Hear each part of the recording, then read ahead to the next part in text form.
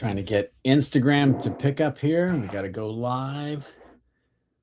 And strangest thing how that happens. So we're live everywhere. Okay, great. We're live on Instagram too. Super. Excuse me. Pardon me. Wow, that came over quick.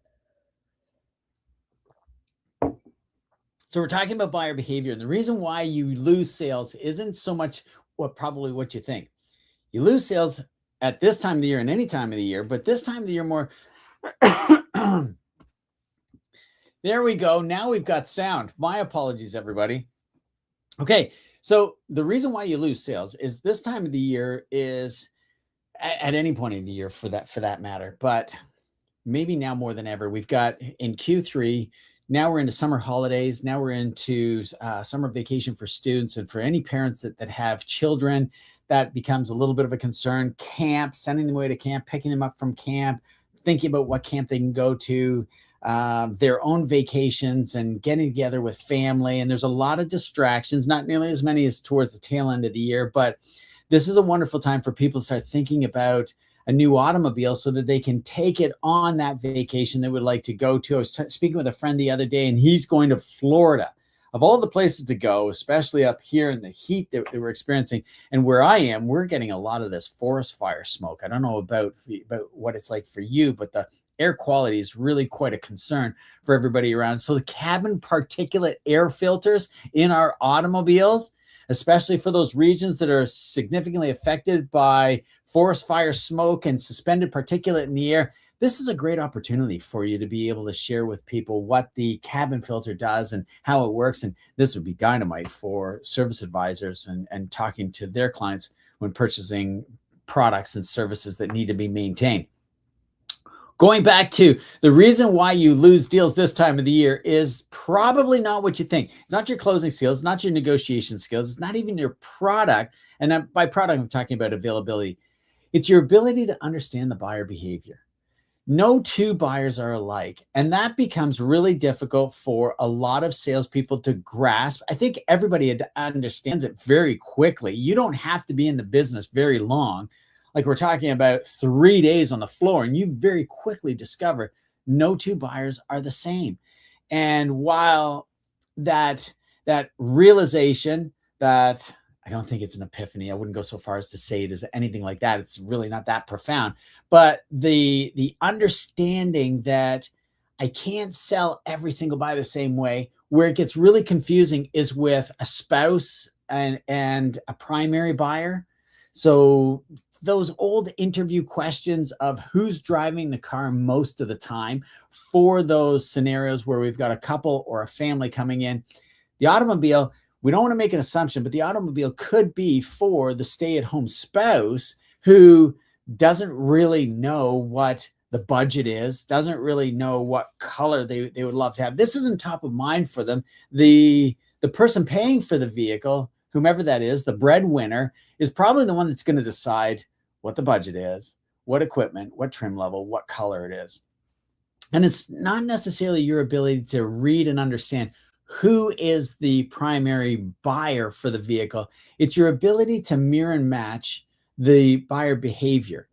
What I find is those who absolutely need an automobile are the most engaged and the most ready to make the purchase, and they're the easiest to read, and they're also the easiest to negotiate and sell because there is an immediate need. When you think back to the inventory shortage that we endured through the years of 2020 through 2024, and how demand well exceeded our supply levels, and for some manufacturers in particular, models within their brand, that carries on. And how easy it is to sell those buyers, especially very assertive, dominant buyers, how easy it was to sell those dominant, hard act, tough negotiators, acting like, it doesn't really matter to them. They can buy at any particular time. It's just if the price was right and they're in the mood and you've got the right model, they would go for it. That was pre-pandemic level. That was pre-2020. And now we're into a normalized market where the pandemic protocol is way behind us, where we're not limited by the number of people in the showroom. We're not limited by showroom access. We're not limited by the number of salespeople that we can have. We're not limited by the inventory and the chip shortage that we experienced. So the buyer behavior is returning as quickly as quickly as we talk about it right now. Last year, I noticed much more normal buyer behavior, if normal was the majority of selling automobile sales year. So we're talking about pre-2019-ish, before the pandemic came along and the inventory shortage that shut other countries down, limited our ability to produce and deliver automobiles.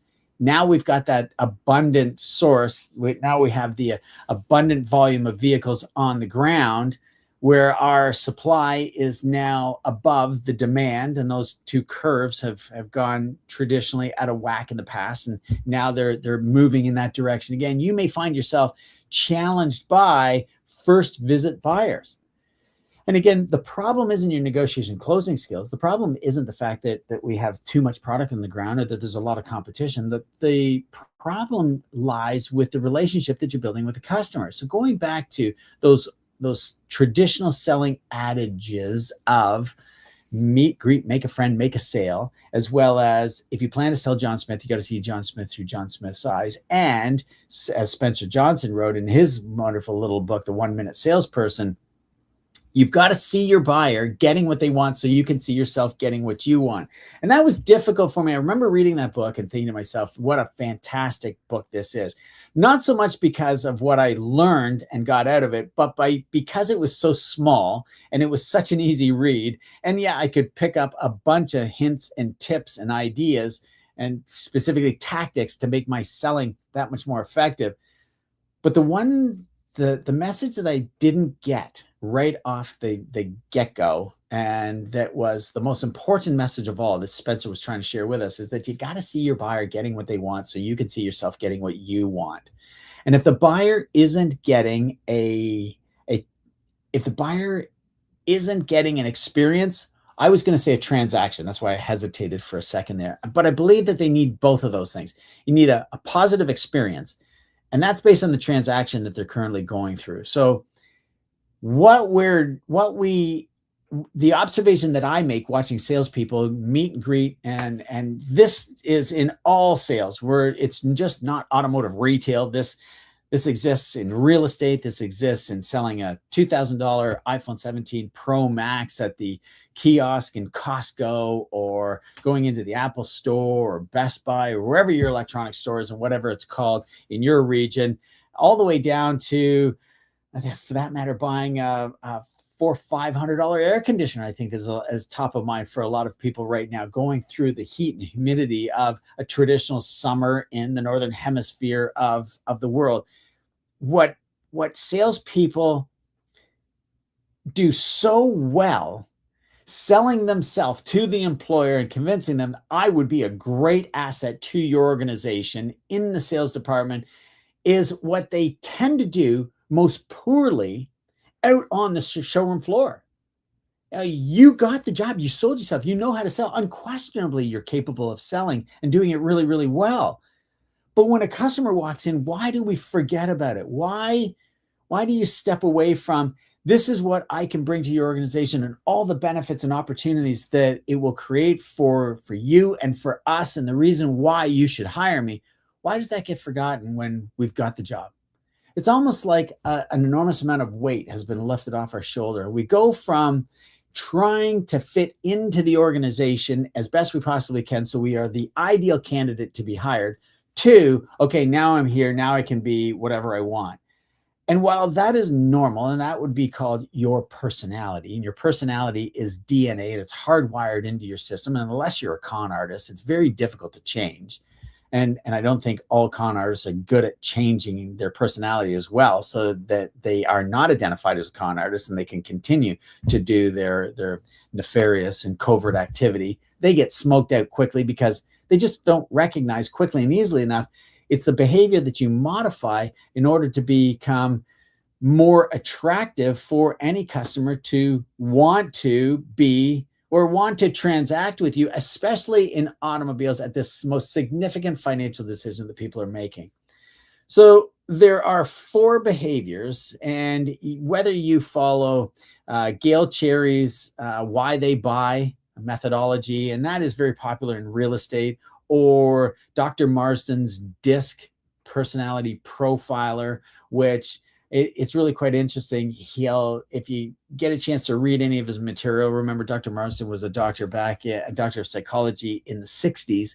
So it's amazing how that personality profiler and his book of ordinary behaviors of ordinary people have endured the test of time, when he says in his book, I'm not defining your personality, I'm defining behavior. I'm defining your predominant behavior either at work or in your personal life or whatever you're filling out that 18-page profiler for. And now if you're doing it online and virtually, it is the same sort of thing that I think you would see. I'm trying to center myself in one of the cameras here.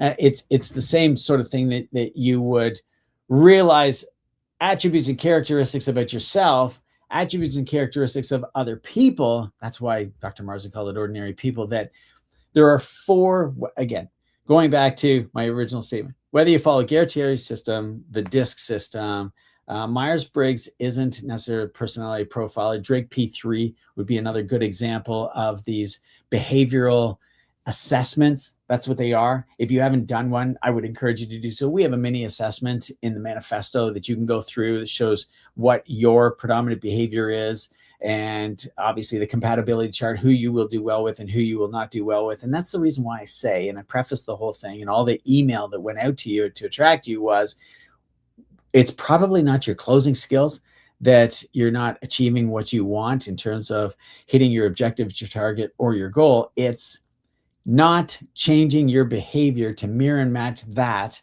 of the people that you're dealing with.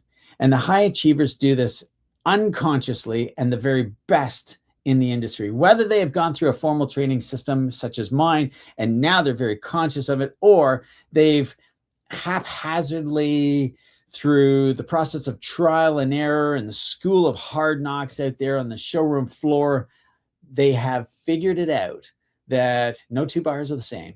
And it gets really confusing when there are 2 buyers at the automobile, where one is the paying person and the other is the desirability one. And this is top of mind for me because one of my clients, who's a BMW salesperson, he's doing really well, came to us struggling miserably. Now he's doing really well, very happy with his sales. He booked a very fast coaching call, which if you're a member of the Auto Dealership Academy, you can do this, because he's selling an automobile to a young man who is, the automobile that he's selling is a BMW M850. So if you're familiar with BMW product, that is a beautiful, very exclusive, I wouldn't call it a supercar, but I would put it in the premium luxury class of all automobiles. That young man could have purchased a number of 2-door or coupe style BMW products, but he fell in love with the M850, which isn't hard to believe. His parents were paying for it. And so at some point, my client had to, and he knew full well, we're going to have this conversation with mom and dad. Obviously, we want to have it earlier than later. It doesn't take very long and a lot of experience in the industry to get those unique situations where a young person comes in because they've been told by their parents, go and pick the vehicle that you would like to drive and I will pay for it. Just go out and find the vehicle, and then we'll go in and we'll talk to the salesperson and see if it's the right one for you. So he gets to that point where he books a coaching call because the parents were coming in, and he wanted to round table and bounce a few ideas off of me that he felt our AI system couldn't role play with him effectively. And he just wanted to get my perspective as a dad, that I just went through that primary experience with my son, who I didn't purchase the boat for him. I just said I would go in on it with you if you needed some help financially. And he said that he would appreciate that. And so my son went and found the boat, and I went and had a look at it. It had a gigantic engine. It's a jet boat. It's pretty exciting. I was really excited for him. I'm I love boats. If you watch any of my other sessions, maybe we've talked about it. When we did go see the boat and meet the owner, I said, yeah, we're interested, but not with that motor in it. It had some 1,000 horsepower plus motor. And he's a 25-year-old young man and has a lot of experience driving boats. I'm speaking of my son, but he doesn't need that kind of power. And he recognized that. He knew that. He knew that that was going to be my take on it. We had our eyes on another engine that would fit that, and we've put it in, and he's driving around. He's having a great time, and it goes 50 miles an hour. That's all he needs. Doesn't need a boat that goes 80 miles an hour. That definitely gets you into trouble at those younger ages. He needs just some more experience in order to be able to get to it. The same thing was happening with the salesperson who booked a one-on-one with me. He knew full well the parents are coming in and what is going to be the objection. And really all that he needed to know, and he knew this, and we talked about it, was what kind of behavior are we going to have? Now, not only is it slightly confusing because the person that will be owning the car, let's say driving and owning the car, the young man, the son of the parents, was in with his brother who was confirming with him, yes, it's a good vehicle and this is a good dealership and the salesperson is a nice salesperson. Now the parents are coming in. So we go from having one person to two people to now four people. Mom and dad are coming along. And this is where your closing and negotiation skills are not nearly as important as your ability to mirror and match all the behaviors in the room. While you cannot be everything to everyone, you need to recognize, in order to maintain the attention on you and then focus on the decision makers. So number one is the young man who is going to be driving and owning the car. What is the cadence of his speech? Is it fast or slow compared to you? What is the expression on his face? Is he smiling and cheery and very easy to deal with? Or is he frowning and discerning and slightly reserved? You need to mirror and match that same level of energy. My guess is when the parents come in, they're probably, even if they were influential and talkative, so smiley and easy to get along with and very presentable and quite frankly, very social. Now, when it comes to paying for the automobile, especially such an exclusive, high-end, premium luxury vehicle such as an 850M, they may be a little bit discerning and more concerned with the reliability and the ownership records and warranty, because it's a pre-owned vehicle, making sure that their son is getting a reliable vehicle. They're not buying somebody else's problem. By the way, they were comparing this against a private sale. Now, that's not a private sale for an automobile dealership. This was a private seller advertising the same vehicle for less money in the marketplace. So my client's concern, my coaching for the salesperson, was not to concern yourself with, and his question was, how do I overcome the fact that it's less expensive, it's private sale, the tax implication in our particular market, in our region, and by our laws is not an issue anymore, because when you go to transfer it at the vehicle transfer office, they're going to tell you how much tax you're paying on it. So there's no way to fudge a receipt and wind up with a less tax obligation. You're going to get told how much it is. And it's going to be very similar to what retailers are collecting at the dealership. But the point is, what he had to do better than anything else was win mom and dad over. He had to make sure that he had the owner, and he was very confident that his presentation demonstration was more than sufficient for the person who is going to be driving the car most of the time to take ownership, mental ownership at the very least. And that can only be mental ownership because the parents are the ones that were obviously paying for the vehicle, maybe a graduation gift. We didn't get into that. And that's not even really important, other than, hey, congratulations, good for you. Not a lot of people get a chance to do this. But the other side of the equation is that the parents are going to come in, even if they were talkative, even if they were a listener type behavior. So kind and open and easy to get along with, probably shift over very quickly to the other side of the y-axis that Dr. Marsden created on the four behaviors that we experience. And they become maybe more dominant and assertive and possibly an enthusiast because they're looking into what the ownership experience and the history of this vehicle is going to be. And this is the reason why our members of the Auto Dealership Academy and managers, if you're watching this as a manager, storybooks are so effective on every single one of the vehicles in your lineup. Because while the storybook isn't necessary to share with every buyer behavior, with an enthusiast type of buyer, it is invaluable, proving and demonstrating that the buyer's not buying somebody else's problem. And I believe that that's really what impacts your closing ability, your first visit sales rate.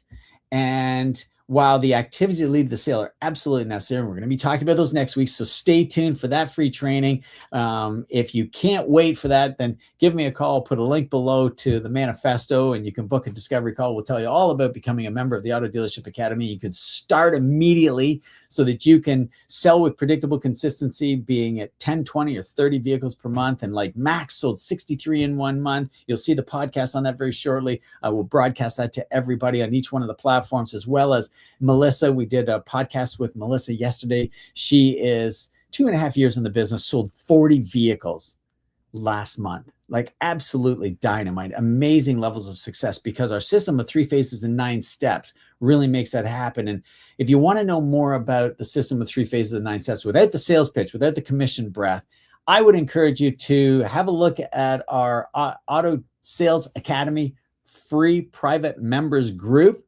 For those of you that are watching it right now, you know all about the challenge. And I can't believe more people haven't downloaded the challenge and taken advantage of it, because you don't want to be doing this challenge in the latter portion of Q4 when the showroom doors aren't swinging and the phone isn't ringing. You want to be doing the challenge now in order to prepare yourself for the latter portion of Q4 this year and then the first quarter of 2027. This will get you in the habit of prospecting and filling your pipeline and then funneling those activities so that you can sell 10, 20, 30 vehicles per month. For those of you that are not aware of the Auto Sales Academy, the private members Facebook group, I would encourage you to join it. And that is where you can download the Sell 10 Cars in 10-Day Challenge. Absolutely fantastic. We've had terrific success with some of the members, albeit not all 514 members have downloaded. And that's why I'm saying to the Auto Sales Academy, can't believe more of you haven't. But for those of you that aren't even a member of the Auto Sales Academy, go over there and get that free challenge. It's no charge. I shouldn't say free. It is no charge at all whatsoever. I did it in order to give you the hints, the tips, the ideas of what our whole system is all about. But you could sell 10 cars in 10 days with that challenge, follow challenge all the way along, mark off in the private members group, done every single day. You do the activities and let us know how you're progressing through that, because this buyer behavior, we start with the buyer behavior. How you will look at every single one of your buyers and decide how you'll change your selling behavior based on their buying behavior to have that much more of an equitable relationship. It's exactly what brought me into Ford as a corporation, as the only market area training coach that I knew of at the time, facilitating this in the open marketplace. They came to me, knocked on the door and said, it was through my LinkedIn profile, so it wasn't actually the front door of our offices, and said, hey, would you be interested in facilitating your relationship building material with the dealer sales managers at Ford in order for them to have more equitable relations with our retail dealer partners.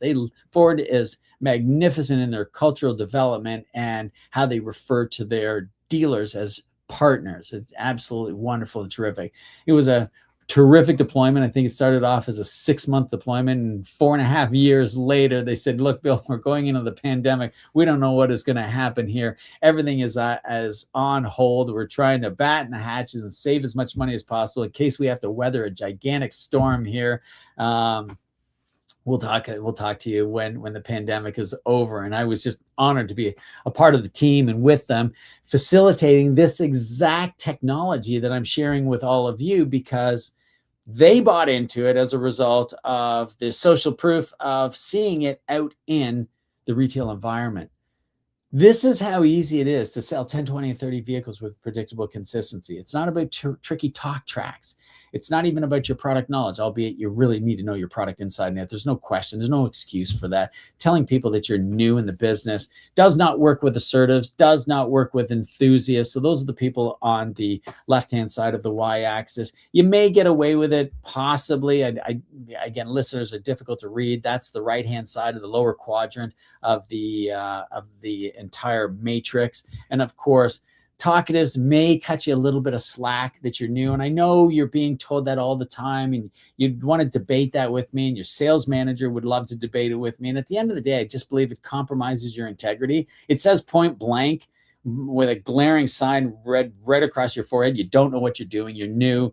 You don't know the product. You're new. And you could have a lot of experience in the marketplace, and you're going over to a brand new brand. And again, if I was coming in to purchase from you, I'm probably a talkative style of behavior, as you can imagine, doing as a speaking, talking, teaching, training that I do. At the same time, I'm very dominant in my role and in my position, having been sales manager, dealer principal, and now business owner of this owner, while still owning and operating an independent retail facility where I do a lot of negotiating and a lot of selling with customers, because everything that we're sharing with you is tried and tested out there on our showroom floor to make sure that it works for you. The bottom line is, if you don't mirror and match my behavior, if you don't understand my position, stating that you're new and you don't really know, and let's explore it together, and the manager will come in and negotiate the deal, I would tell you to go away and just go and get the manager. It was a pleasure meeting you. I would say that in North America, most of us are really nice, Canada and the US, and we won't come right out and say, okay, you're useless to me. I don't want anything to do with you. Let me deal with the guy that knows what he's doing. But in the back of everybody's mind, that's exactly the conversation that they're having. That's the reason why I preface the email with, your closing and negotiation skills aren't what is not working. And then ... What is not working is your ability to read the customer and understand what is their motivation based on their buying behavior. And is this an individual that you can say, when would you like to pick it up? In an hour? 2 hours? Do you want to be driving it by the weekend, being Thursday now? Is invaluable with certain buyer behaviors, not good with another buyer behavior. Saying that you're new is not good with an assertive. Telling the enthusiast, you can pick it up this afternoon, not good with them. They're a planner. They're orchestrating. With the listener, asking them, what would it take to earn your business today? They like to listen twice as much as they talk. They want to gather as much information as they can, and they want to go home and think about it. And of course, the talkative, well, they're just going to keep talking. If you keep talking, have a great time generating this huge relationship with them, and it's fun and it's light and lively, well, nothing gets done business-wise. There isn't a focus on getting to yes, and therefore you don't have any of the micro commitments, and that's all because you're not reading the behavior that you've got. And that's the reason, again, why I think it is so relevant right now. While the showroom doors are swinging, the email bell is chiming, the phone is ringing, the service department is full of people servicing their air conditioning unit. And I was in the car when my spouse received a phone call from her best friend on Monday, and they're both going through parent challenges. With my spouse, her mom is a wonderful lady, and just at that point where she probably should not live alone anymore, that she does need some help, and going into a retirement home is a big step, and leaving her home was frustrating. And now she's enjoying the social aspect of it. Meals are made for her. Somebody helps her with bathing and all the rest of it. And the room is looked after and cared for. Well, she still has her home. She likes to go back to her house every now and again. My spouse's best friend's going through the very same thing. And they're at the initial stages when they've moved them in. And it's kind of like, I think of it as children going to camp. I remember when I went to camp, and I really didn't enjoy it. My dad loved camp, and he thought my brother and I would absolutely love it. And I think, in fairness to my dad, my brother did really enjoy it. I didn't. I was a homebody. We had a cottage.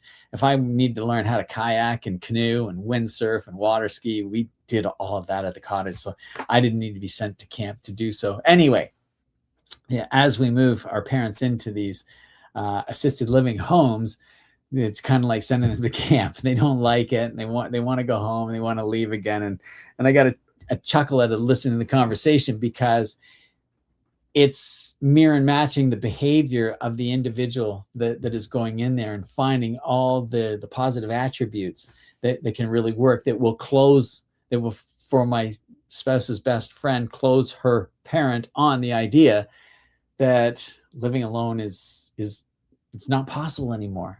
And obviously, while my spouse's best friend lives close to her parents, it's still an hour's driving distance, if not more, and certainly with traffic. So if an emergency did happen, that's what happened to us with my spouse's mom, and the reason why we started looking at assisted living. She actually broke her hip, slipped and fell and broke her hip, and wasn't able to make it to the elevator to be able to get back to the main floor, which is where her phone was, that she could actually call for help. So I wanted to just share with you that you can sell 10, 20, 30 vehicles per month with predictable consistency by really identifying this buyer behavior. So my name is Bill Harvey. I am owner, president, CEO of the Auto Dealership Academy here on YouTube and on Instagram, and the founder of the Auto Sales Academy private members Facebook group. I think it's a great thing for everyone to join the ASA private members Facebook group. It's a mastermind of like-minded people. We only accept automobile salespeople. We don't accept people working in the auto industry in general, such as the wholesale industry, the manufacturers. You must be working in a dealership. You must be selling automobiles. You can be a manager. You can be an owner. And that just keeps the conversation relevant in the group, asking the right questions. And of course, I think the best thing of all, we worked diligently hard at it. I'm a little bit embarrassed saying this, but I was given the hint and suggestion over 5 years ago. So this would be the beginning of the inventory shortage and the pandemic protocol, to create a challenge. Everybody could benefit by a challenge in the automotive retail industry, and there isn't a challenge in the automotive retail industry. And I said, yeah, great idea. 2.5 years later, longer than that, 4 years, 3.5 years later, I completed it. Way harder than I expected to do. I wanted to make it more valuable than anything else in the marketplace. I'm so glad that I have created it. So I really want to encourage you to go to the Auto Sales Academy private members group and go to the files tab in the Auto Sales Academy group. It's also pinned in the top conversation. You'll see the logo right there. You see the background of the thumbnail in the Auto Sales Academy. So you'll be able to recognize my face and see the word, part of the word challenge, and get it. Get the sell 10 days and sell 10 cars in 10 days challenge. It is absolutely doable. We experimented right here in our own dealership with it, and with 5 others before we ever launched it. I wanted to make sure it was perfect and dynamite for all of you. It's way past the launch when it was recommended me to do so, and I agreed with that individual that I should. But the important thing is it's here now. I believe it's better timing, because now we have a whole lot more shoppers. We don't have the protocol. We've got the inventory, and you can get it. Get yourself on track to sell 10, 20, and 30 vehicles per month. Get yourself on track to earn a 6-figure income this year, 2026, and then on into 2027. And if you really want to see the system, it's not a training program. It's not a one-day session.